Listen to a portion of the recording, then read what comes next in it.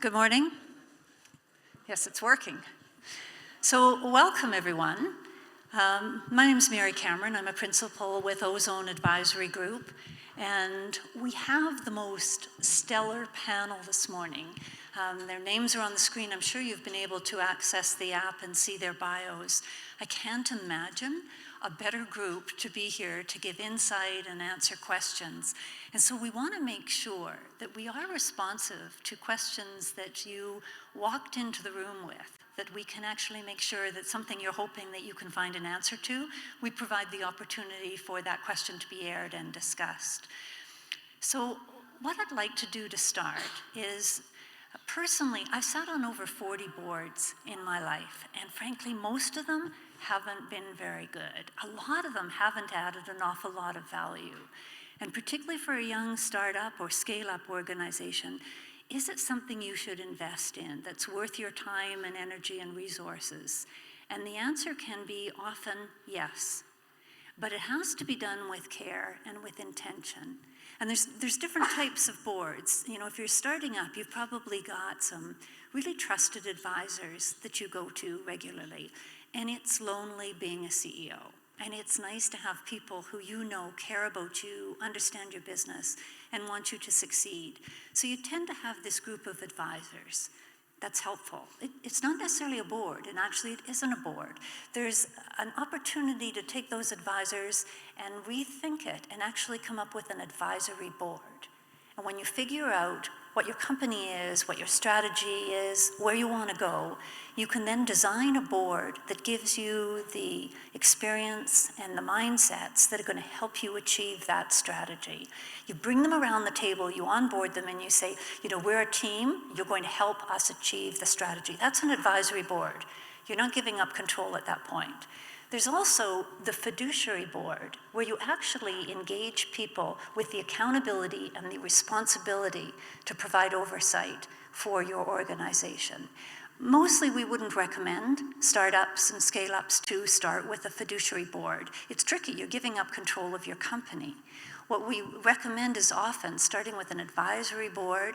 It should feel and operate a lot like a fiduciary board with an agenda. You might not approve the budget, but you endorse the budget, because that discipline and structure really helps the organization move forward. There's a lot of myths about boards, and we want to address that in the discussion.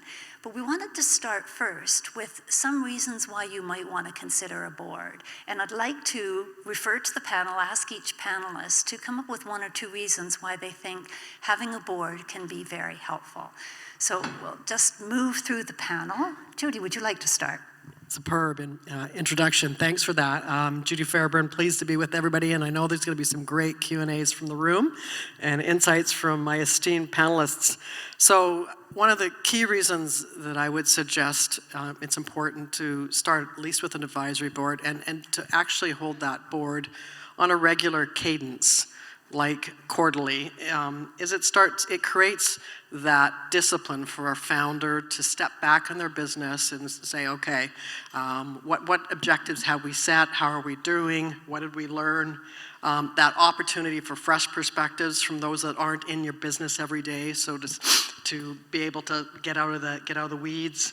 And I'd say as well, it takes a village to raise a company, and it sets that cadence as well of others working with you on the tough challenges.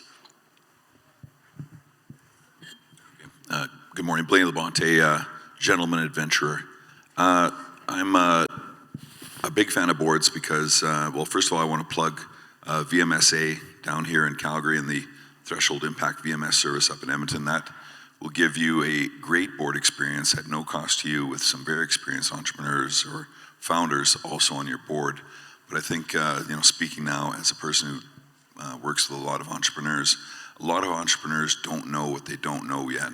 And quite often a board, when they ask you a really good question, they're able to tease out something that you knew the answer, but you hadn't asked yourself the question yet. And I think that's where a board really shows its stripes. Good morning, everyone. Alice Reimer, CEO of Fillip Fleet. I am an operating early stage CEO with a board. And we purposely went out to set up a board because as an early stage company, everything that's already been said, it is a tough, lonely job, and we need to have our challenge thinking. We need to look outside for experience and wisdom that folks can bring to us. And so that was why we, one of the things that we deeply believe about creating the right kind of board and why it's so important, the wisdom, the knowledge, the experience, and the network that a board, either advisors or a formal board of directors, can bring you. Hi, my name is Jim Dewald. I'm a professor at the Haskayne School of Business, and so I'll try to bring a little more of a researchy academic perspective to this, but I'm not totally sure with what Mary says, don't do a fiduciary board right off the bat. Sometimes that can be the right thing to do, but what I know for sure, and what the data is very clear on, is getting outside advice, mentorship, advisory board or fiduciary board is really critical to success. And I'm just going to quote a really brilliant mentor of mine who's sitting in the audience right now, whose name seems to be is Derek. He said to me that when you're the founder of an organization, you spend a lot of time and effort making sure that all of your people are accountable for what they say they're going to do. Who is holding the founder accountable? And if you're not being true to your team by having somebody that you're accountable to, how can you actually ask others to be accountable to you? So think about that. I love the points raised. Now, I find one of the reasons founders and CEOs will say, I don't want a board, is they don't want the discipline. They don't want the focus. One of the best reasons, most powerful reasons why a founder or CEO should have a board is for the discipline and the focus. So it might sit uncomfortably with you, but if you don't have that focus, if you don't stick to your strategy, your chances of success are severely diminished. And you heard some of the reasons here. But the answer, are you ready for a board? Should you have a board? There is no yes or no. Almost every case it depends, and even when the answer is yes, it's so important to do it well. But there's some myths. Let's just go through talking about some of the myths. So some of them are, is a board expensive in terms of time and money? Does it slow down decision making? This is a real fear. If I've got to wait for the quarterly meeting before I can make a decision, is that worth it? The speed of my business is way, way faster than that. So does it slow us down? Am I going to lose control? That's a big one. What about the size of a board? Do I need a big boardroom in order to accommodate my board? So our board's large as well as being expensive. And who should be on my board? Like, I don't know a lot of people in my business. What if I bring someone in there, a competitor? Do they have to know my business in order to be an effective board member? So those are some of the myths that I often hear from founders. And I'd just like to go through the panel, pick one or all of them, and react to some of those myths. So there's lots to dive in on there. At this stage of a company, so let's clarify what stage of company we're talking about here. So say it's seed stage. You've got a small team, advisory board, and then if you're going on to a Series A, but at seed stage, you might, just have 3 people. This is not something huge. It's the discipline of meeting regularly that's critical, in that accountability and other perspectives, as others have mentioned, and could be on an hour and a half. 1-page agenda, maybe a few PowerPoint slides that creates the dialogue. And I think the other thing that's really important, and if it is 3 members, one of the things investors also look out for is if the board wants 2 founders and 1 outsider or 1 investor on, and it says, because I don't want to lose control. That's a bit of a signal, actually, that the founder may not be that interested in the value of a board. And so please be very careful about that feeling that you've got to maintain control, look at the opportunity of the board. As a former CEO, recovering CEO, one thing I always found was that the board forced me to engage more with my management team, because as a CEO, I could always read the last chapter in the book. I could go and I could short circuit process. I could do whatever I wanted roaming around those hallways in the building. But when the board asked me a question, I had to back it up with facts, and I couldn't read the last chapter in the book anymore and short circuit the whole thing. That brought a whole new level of rigor and discipline to me. Maybe I'll share how we created our board as an operating CEO. So I'm the only individual of our executive leadership team that sits on our board. I purposely went out and I created and constructed a board in the areas that I felt that we as a leadership team had some weaknesses, some knowledge, some gaps in experience, and some networks. And so talking about, losing control, making decisions. I know we're going to get into all of that discussion, but look, at the end of the day, when you take outside capital, you have a responsibility to the organization, to your team, to your investors and your shareholders. And I think there's an accountability from a CEO perspective to actually start to think about what is a board? How do I create that right board? And so a lot of the myths that we're talking about here, we'll walk through how we how we manage through some of those things. Yeah, I'm going to cheat a little bit, and you're the boss, so you can rule me out at any time, Mary. But I wanted to ask Alice, I know this isn't your first movie. Can you talk a little bit about what has happened in your past with your other ventures that led you to take this different approach? So I had, this is like you're taking over. I love this. My very first company, I had the great privilege of being taught and being mentored about the responsibility of an early stage company. We were literally a seed stage company at that time. We brought in a CEO to help us turn it into a real business. One of the co-founders, my co-founders sat on the board. The CEO we brought in sat on the board, but what I learned is we prepared every day, like we were going to get investment, we were going to grow, we were going to be bought or sold. And so that was the learning that I had, and it started very young, and started very early in my career. I'm still young.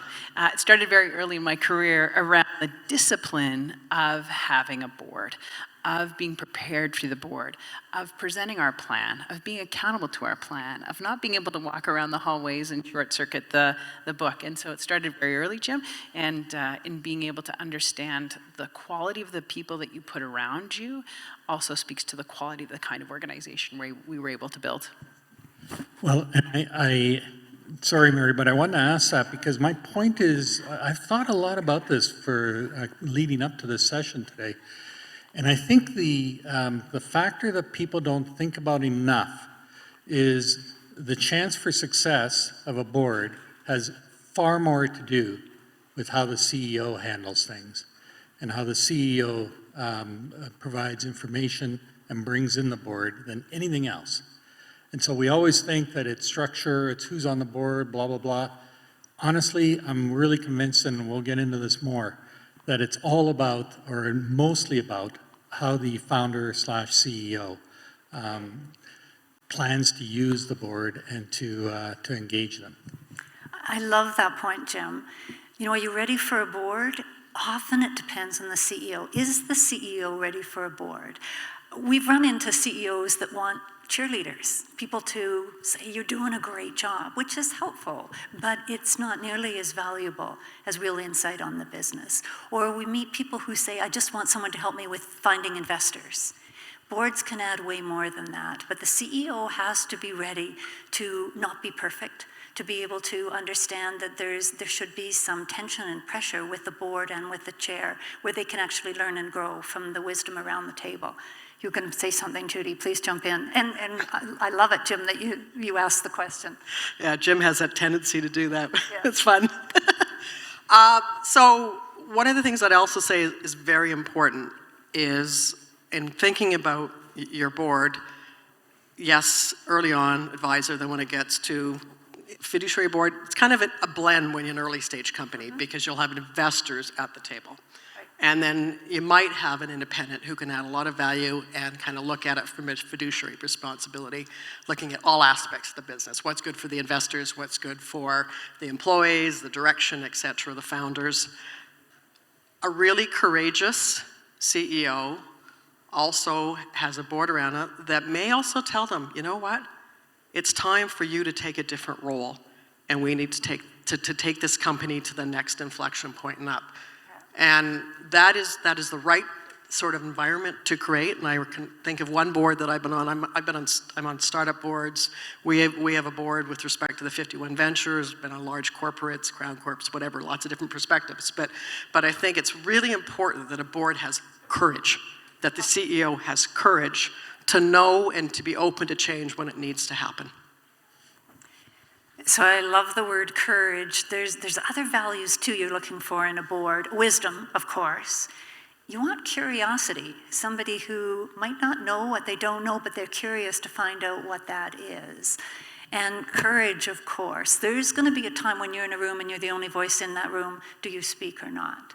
And you want people with the courage to raise something that hasn't been raised or disagree. And then the last one is humility. And often that can be hard to find, but you want that. You get those 4 around the boardroom table, and it's great experience. Blaine, I know you've had experience with CEOs and boards. Take it away.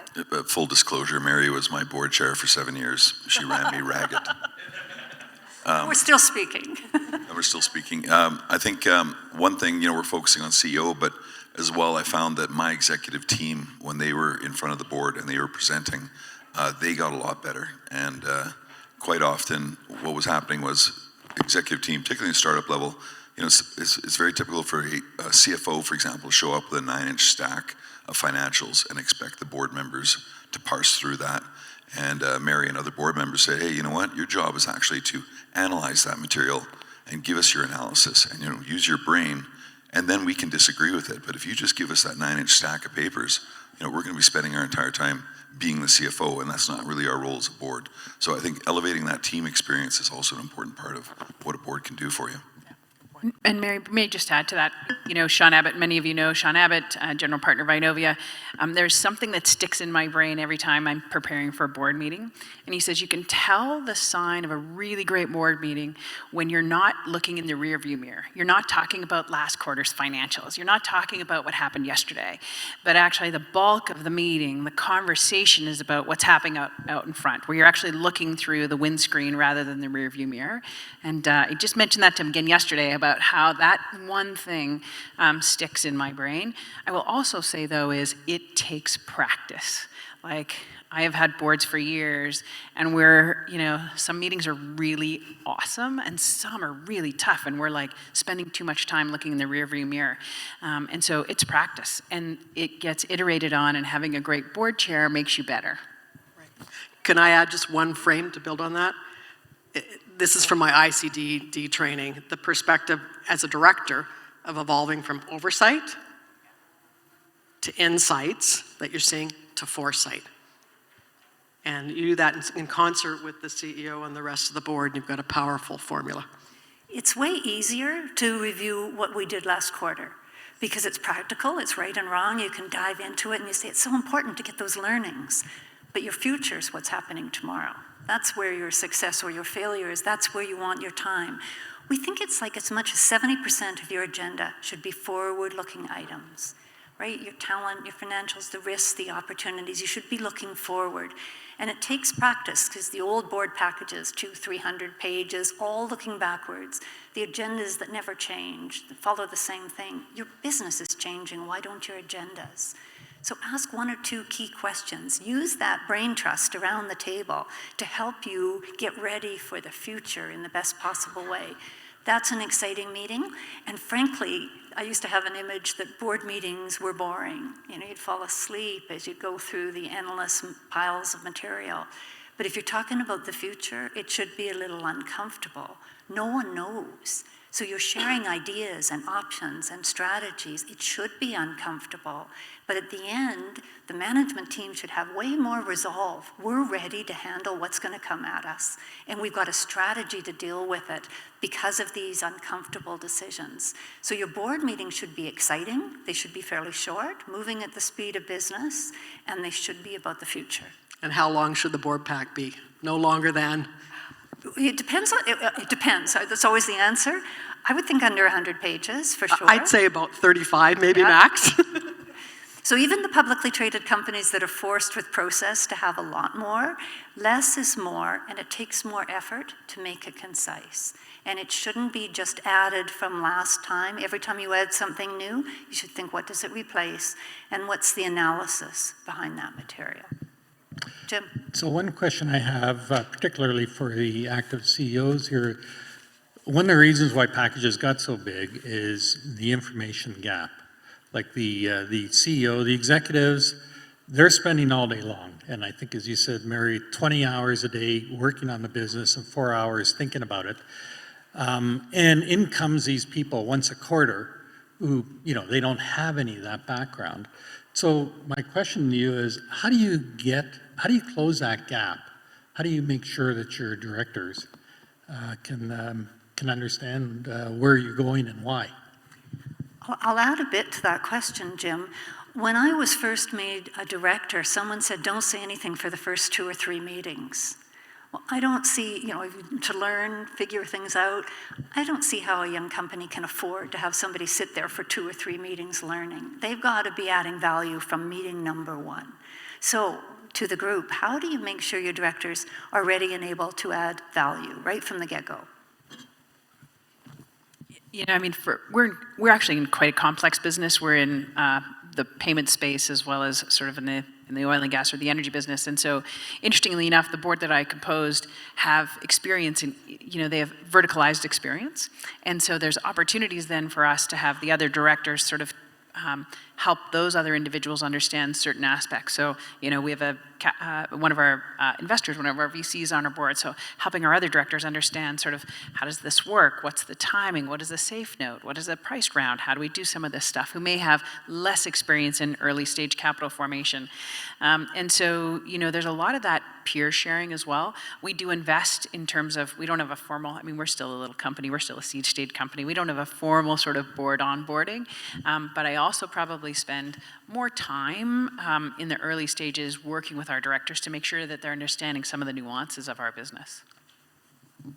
Yeah, I'll follow on. I've got a bunch of startups and various boards there, but I think it's situational. I think sometimes the board's at 20,000 feet and maybe they're not particularly engaged. Other times they are very much, defying the adage, noses in, fingers out.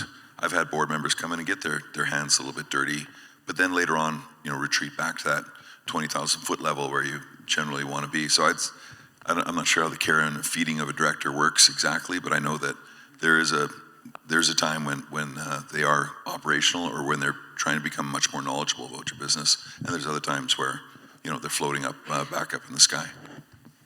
And with early stage companies, speaking about a quarterly as a regular cadence we're talking about, but we all know how dynamic it is. And when some significant things are going on, I'm on early stage boards where we meet, every 2 weeks. It's not a long meeting. There's only maybe 1 page that's sent out ahead of it, but we've got something important where the CEO really wants the strategic advice and the experience. And a board member for early stage companies, you need to be available for that. It's really critical. I have a 30-minute touch point with my chair every week. Just a 30-minute, what's going on? Do I need your help? What are some of the things we're working on? Sometimes it's 15 minutes, but it's a standing, regular, weekly meeting. And then he's up to speed on what's happening in the business. And when I need him to deploy him to go deal with other directors, he can be deployed to go deal with other directors. You can't. Oh, sorry. I was just gonna follow up on that. I learned that from Mary years ago. Even the volunteer boards I'm on, if I'm chairing the board, I make a point of talking to people just before the meeting, and I generally find out how crappy my agenda was right then. But I think that follow-on, that touch point with your chairperson is so important. You can't have a great board without having a great chair. And the relationship between the CEO and the chair has to be solid, one of mutual respect, and that chair has to have time. If the chair is just thinking it's 4 meetings a year or 6 meetings a year, they're not the person for you. They've got to be there with enough white space in their calendar. They're responding to your needs on a regular basis and on the emergency basis, because emergencies happen. Now, I'm wondering how many of you have boards? How many are thinking of having a board? Okay, let's turn it to find out what's on your mind, where you've got curiosity. So I'll pass one of these mics to the room, and we'll make sure that the next few questions are driven by the audience here.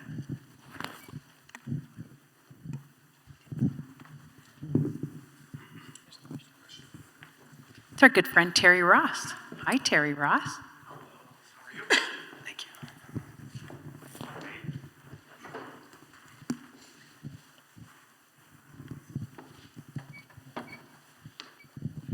Thank you. Thank you to the board or to the panel for an excellent presentation. My question to you is, with all of your experience, you probably have walked into a lot of sharp objects in your time as supporting boards. So my question to you is, if you could go back to the beginning of your careers in the board space, what advice would you give to yourself? Stay sober.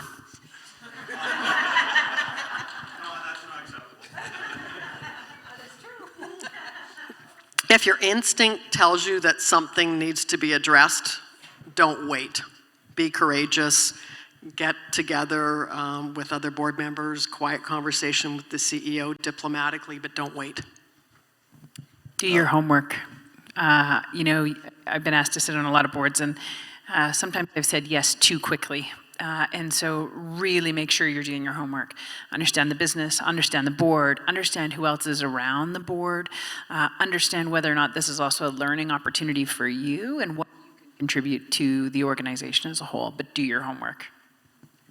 I bought into the myth early on in my career that boards were risk adverse, and I was in the oil patch, and I couldn't stand that notion. And then later on, when I actually employed a board properly, I found out that they were, understood risk far better than I did, and at times were able to say, "Why aren't you doubling down on this opportunity?" And so they said, "Well, it's too risky." They said, "It's not too risky. Like, look at this closely again." So I think I bought into a myth early on. I wish I hadn't. I think my advice would be ask better questions. A lot of people come thinking they've got to give answers. Boards don't need to give answers. Management team needs to have the answers. But a great board asks great questions and relentless questions, and not ones that I'm asking a question because I really want to show how much I know and I'm coming up to the conclusion. Really ask a question. Have you thought of this? What else? Deep questions that force management to think. Jim. Yeah, that's such great advice. And I think just really recognizing that information gap and how to get the knowledge best. And there's some really recent research that encourages board chairs and CEOs to take every issue that comes to the board from a 3-step process. Number 1 is discovery, which is to make sure that everybody on the board really understands what's the background of this issue, where did it come from, so on and so forth. And then deliberations, and again, to make sure you get everybody's viewpoint, because often group dynamics can really, that's how you end up with Enron and so on and so forth.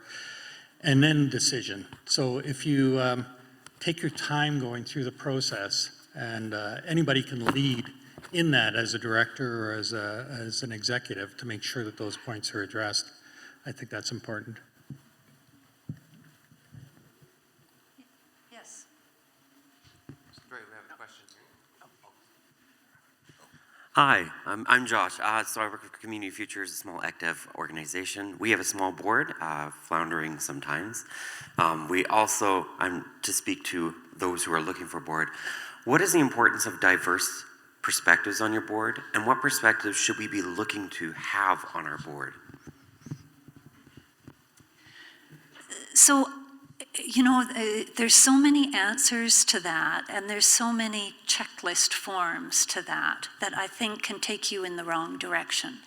What you want is the wisdom and the experience to help you execute on your strategy to achieve your mission. So what are you really good as a management team? Where are some of the gaps? And that was referred to earlier. You start with the design challenge on a board, not who are we looking for. So once you know what you're looking for, you make sure you get an individual with that experience. And then you also don't need 4 people with that experience. You need somebody with different experience to address a different gap. And at the end of the day, you want people who think differently with different experiences, because it's that range of options in the future that you're getting ready for that is going to ensure your success.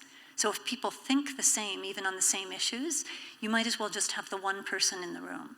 So what we're saying is you want a diversity of experience, a diversity in the way you think, a diversity of lived experiences, but not just because it's a good thing. generally, because it's going to help you be more ready for your future. And that's the thing. You're not doing it because it's the right thing to do, because someone has said diversity is a good thing. You're doing it because your business is going to be more successful with that way of thinking around the table. I'm sure everyone else has a point of view on this as well.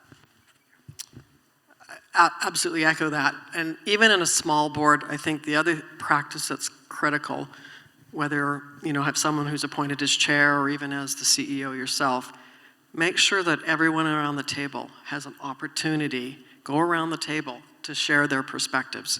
Because even in a small board, you may have some that dominate the conversation more than others. Listen to the quiet ones.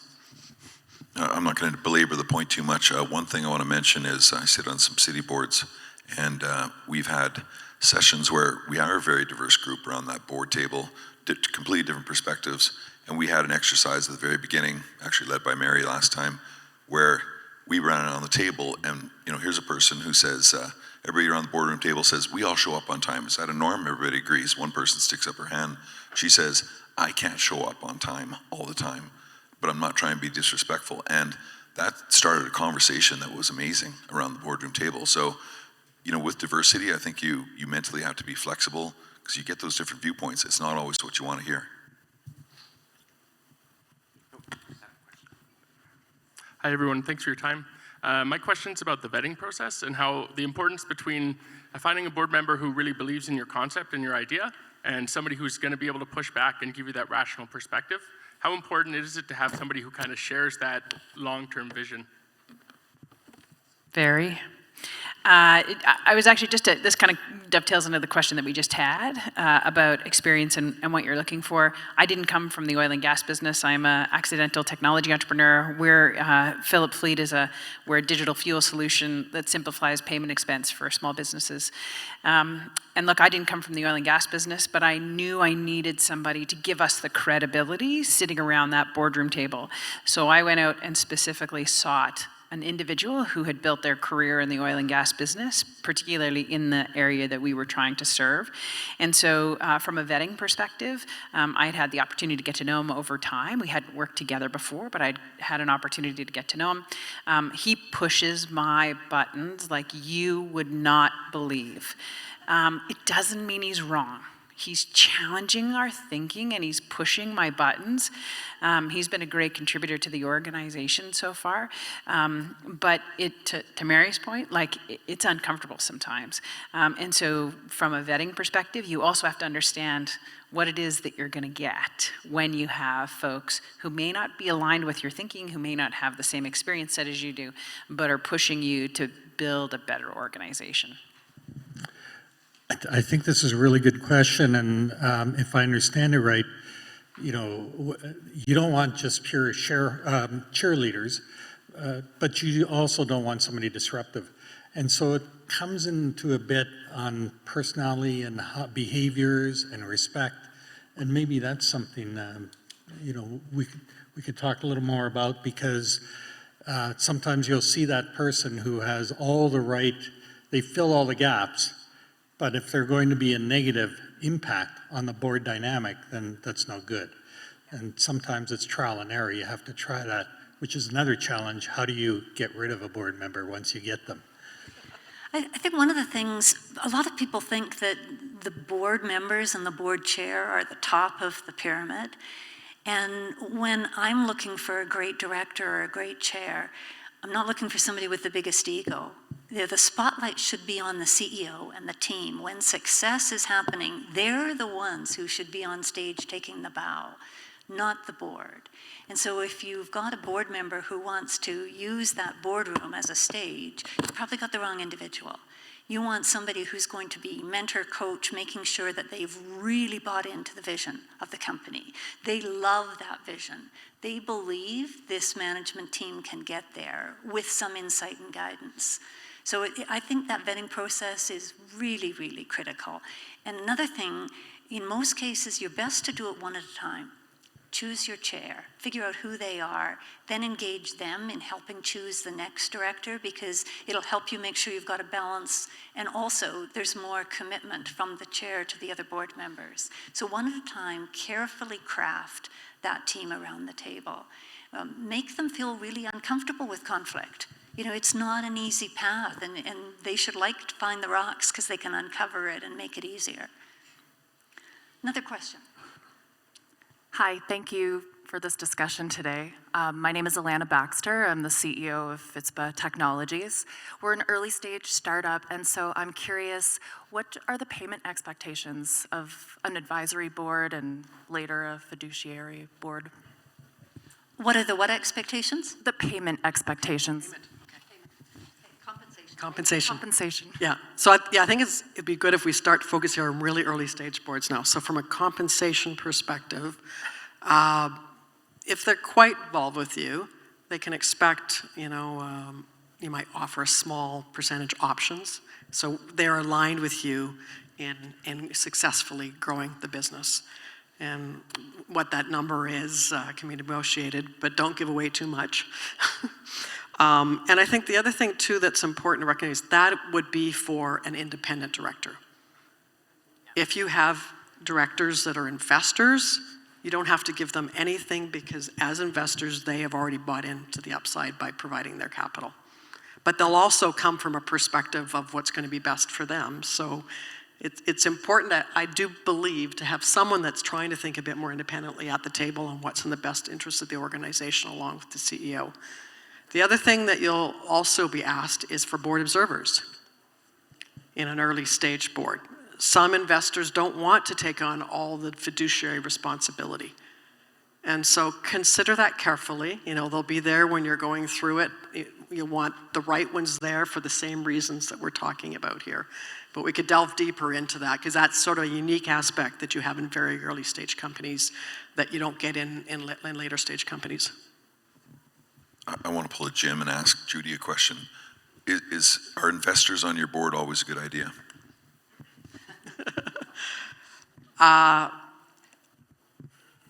Be very careful. Like your lead investor will almost always want a seat. Sometimes, again, they will want to just be an observer. That's a U.S. model I've noticed. Choose them carefully. It's almost like choose your lead investor carefully, because they will send your business in a direction maybe you didn't intend it. And I would love to hear your thoughts, Blaine. I've just had some bad experiences with that. And I've been that guy once or twice. So I think it's a 50-50 coin toss. I'm not sure that it's ever fantastic. One piece of advice I'd give for early start in companies is your first board might not be your final board. And think about that, particularly if you're offering some equity. Do you really want to be in on the long haul with these guys? You might need them early on. You're not sure you want to be there long term. So you might want some event horizons where you're targeting to. We want you until this point, here's the deal. If they really love your mission and your vision, they're probably way less expensive than you think. They want to be there to be with your success.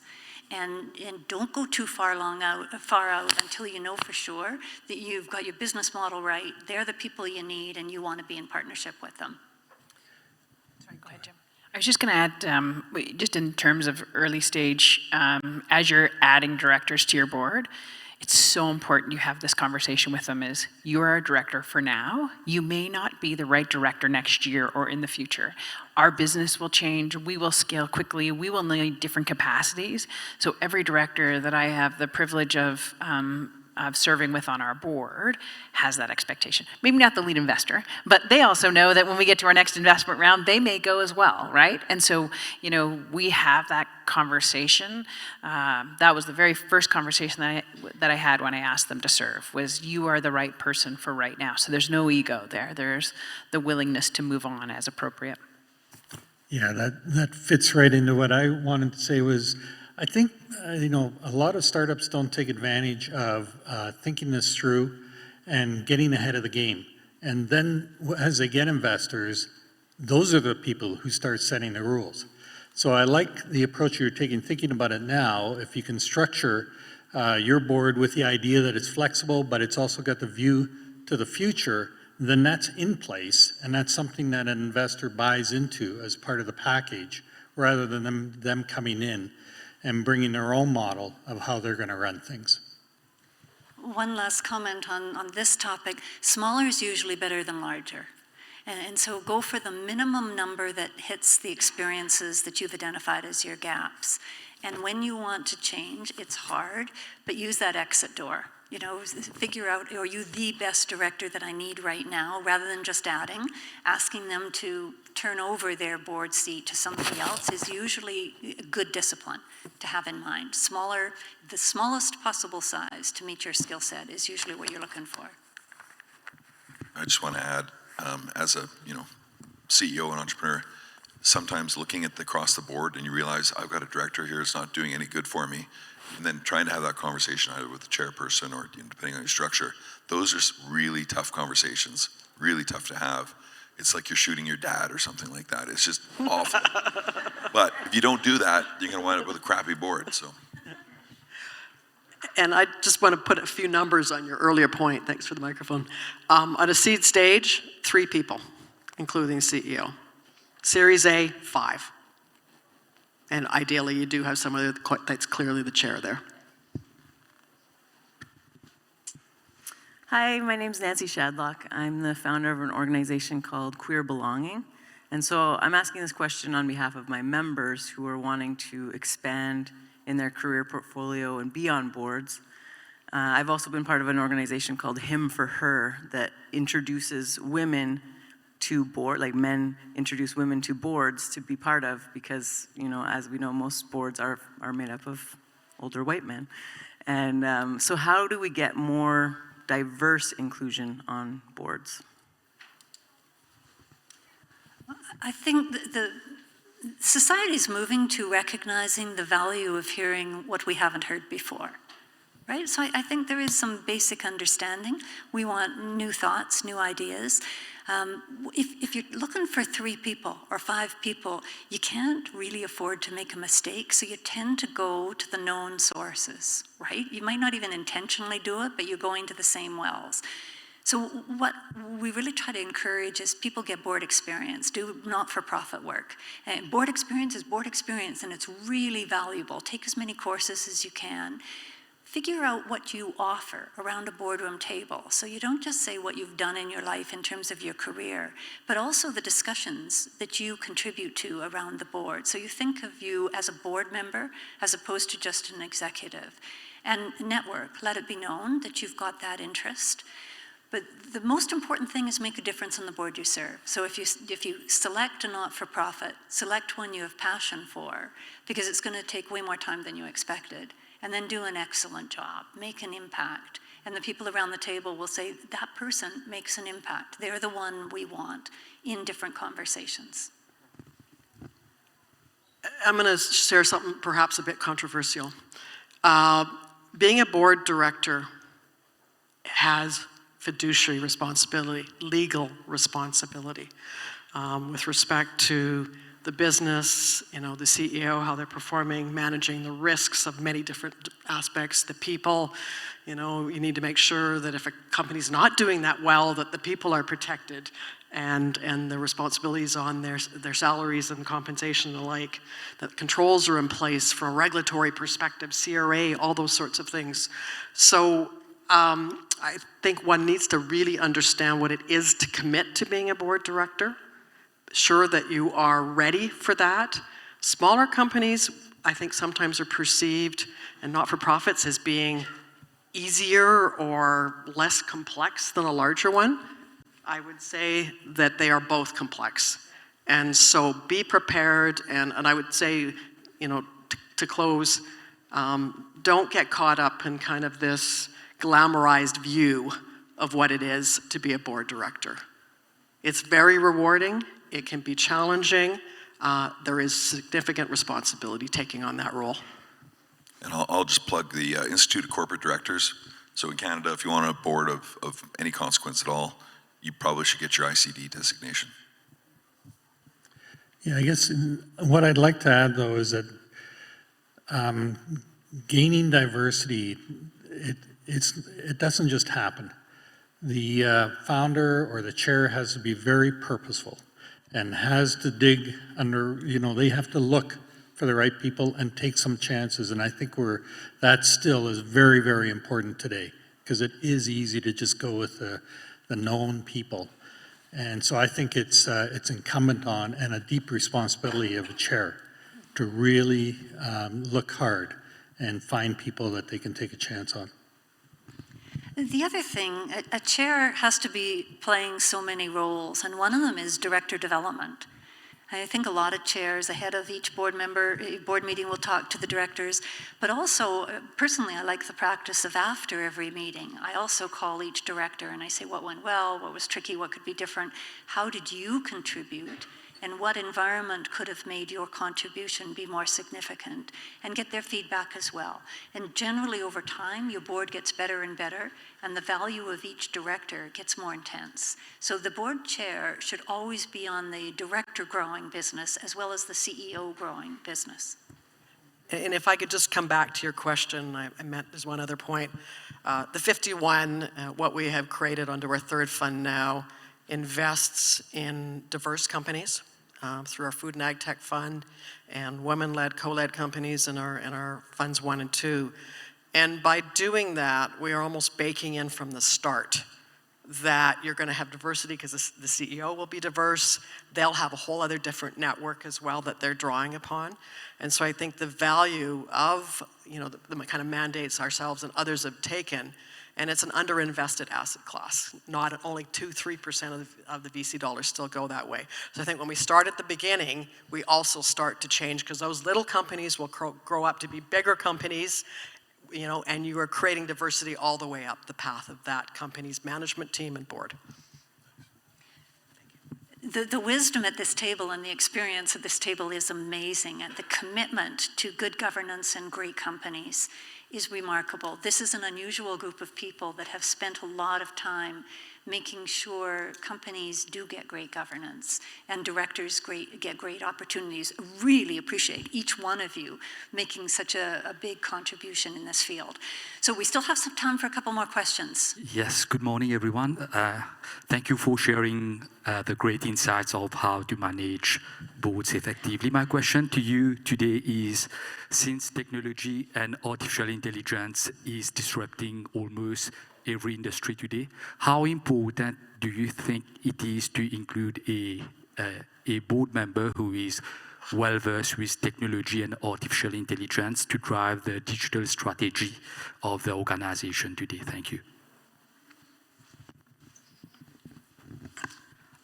That's a very good question because I'll rephrase it. What I heard you say was how important is it to have someone that has deep artificial intelligence experience on a board?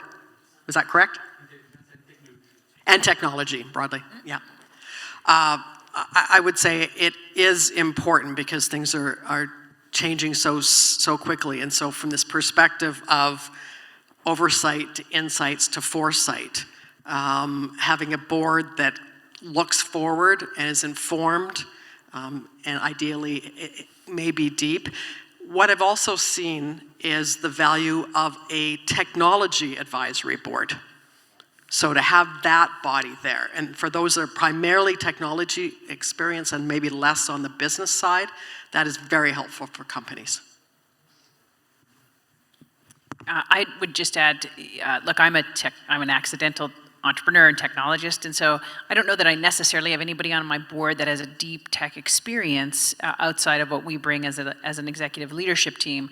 But I would say, pardon me, most of them have enough technology sort of experience and or background to ask those really good questions. Have we thought about, have we not? I also I have the great privilege of serving on the board of Alberta Blue Cross, and I can tell you I bring as a technology entrepreneur, a whole other set of insights and questions that some of the other folks who bring a different set of experience. So it comes back to this conversation around diversity of thought, diversity of experience, diversity of lived wisdom. I used to think that it was, for some companies, an advantage, and our company, Ozone, creates about half a dozen boards a year, and we're now viewing it's up there as table stakes. You've got to have at least one director who's really comfortable with AI and technology, what it can mean, not only in this industry, but generally, not only in this company, but in the industry. And so right up there with governance now, we have it as almost a standard requirement. You've got to have somebody on the board that's real comfortable with that. And all directors have to commit to getting more and more comfortable with it because it's going to affect our futures. My name's Don O'Dwyer, and if you're being asked to sit on a board, what level of insurance should you be asking for? Who wants to take this? Well, you should make sure the company has D&O insurance at a mil or two as a starting point. Others' perspectives? As an independent director, that is one of the first things I ask. I've seen companies implode, and the phrase jointly and severally liable scares me. So I always ensure they have D&O, and actually errors and omissions insurance as well is comforting. It's not expensive. I mean, the liability is truly minuscule, and so you're not going to pay a lot of money for that. Look, this just comes down to good governance. If you're going to build a board, if you're going to ask people to sit and serve, there's an obligation to ensure that you've got the general liability as well as the D&O insurance. Fortunately, I'm able to make sure that there's somebody richer than me on the board.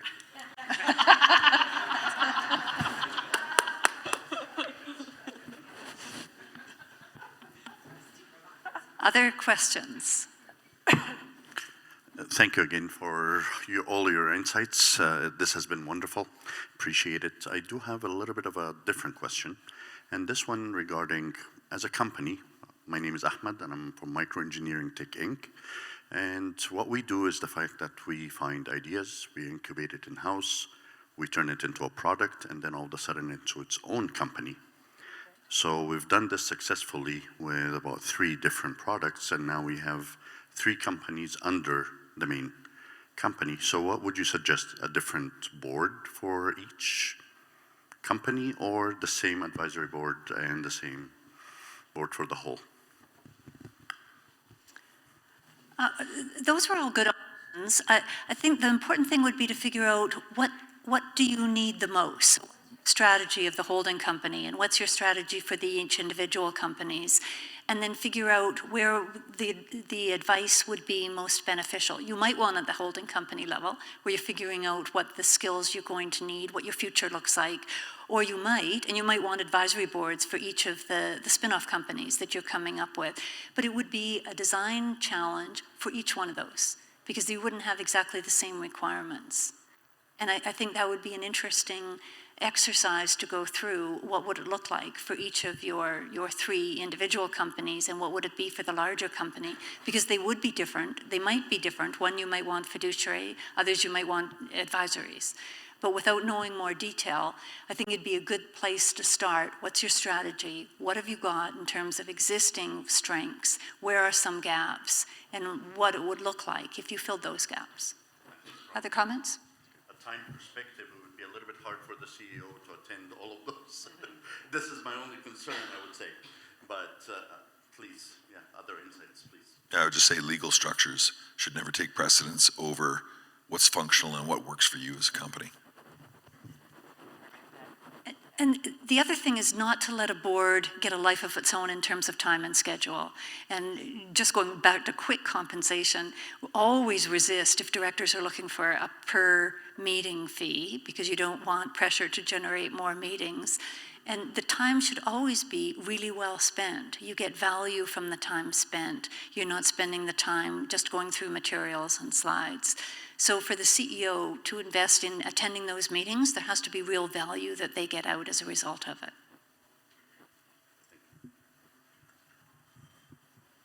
So we have 5 minutes, so we probably have time for 1 or 2 more questions. Sure, thank you. It's very good information.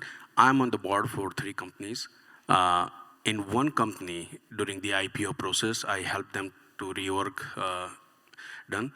And they asked me to take an executive role as well in parallel with my board. And so I had a 3 role. One as a shareholder, because my advisory board was compensated by the equity, and the executive role was paid.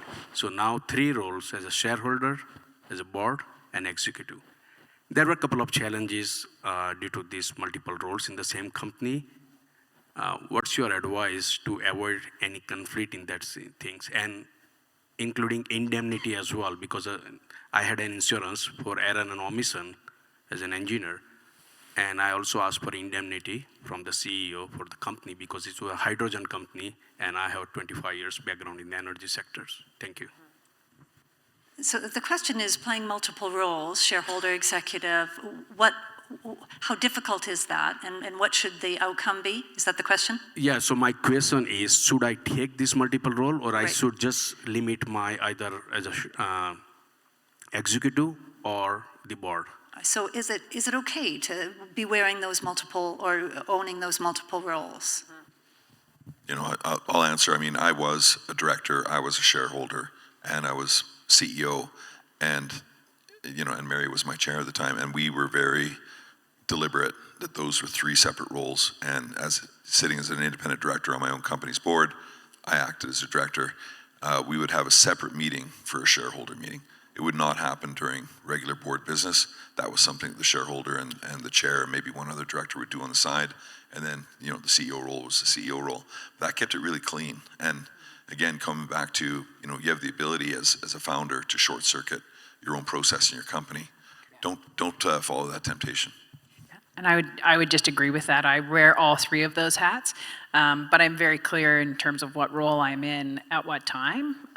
You know, it's hard, when you're the CEO and a director, you know, obviously you have an executive role around operations, but I'm also very well aware as a director that as a CEO, I serve at the pleasure of the board, right? But then I'm also a shareholder. And so, you know, when I'm making decisions or when I'm presenting, I'm very clear about what hat I'm wearing, and sometimes very explicit about the hat that I'm wearing. Yeah, I think it's certainly, well, the good news is you're obviously adding value. So they keep wanting you to do more and more. Both Blaine and Alice are talking about being CEO. I don't think that's the role you have as an executive role, if I understood you right. And I think that's complex.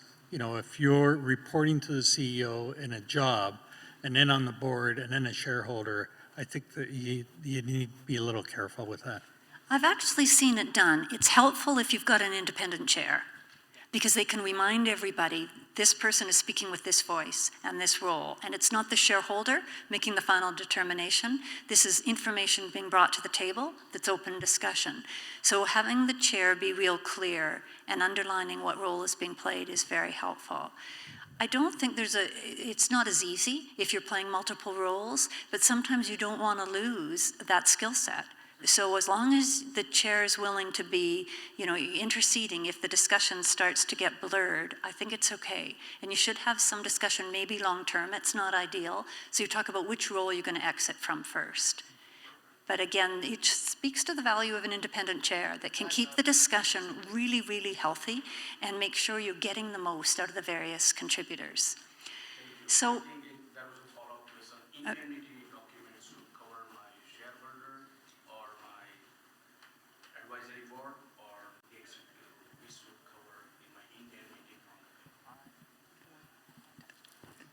I'm not sure, did somebody get the point? So indemnity document when we prepare to keep all harmless, because if it's a hydrogen company, there might be some risk analysis. So right. The risk can fall off, so company can indemnify share Yes. of this thing. So indemnity should go to my advisory board or my executive board.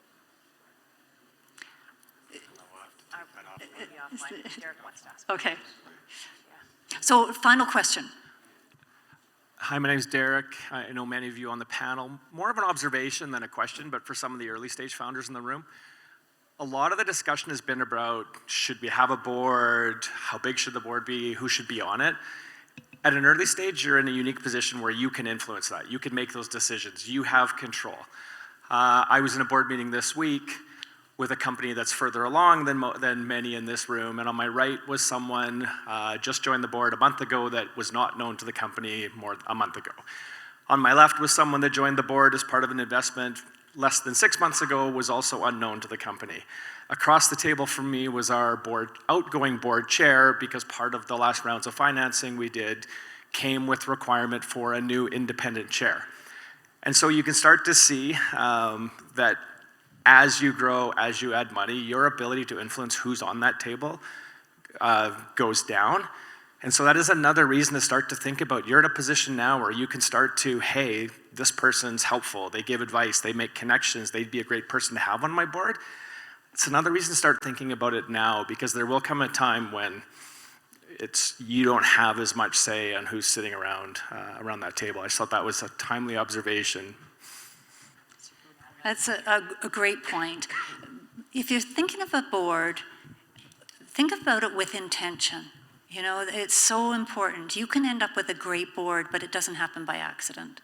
And the earlier you start to give attention to it and think about the elements that you're going to need, the better. So our time has come to an end.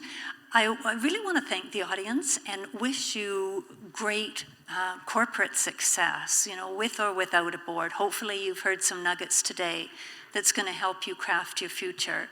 But I also want to thank my panelists. My goodness, the amount of commitment and experience that they bring to this discussion is phenomenal. And now that you have heard some ideas, I'm sure you probably want to do some follow-up work with any or all of them. But thank you, each one of you, for a great conversation and great insights. Thank you for moderating. Please. I have something very important to say, though. Go Oilers, go!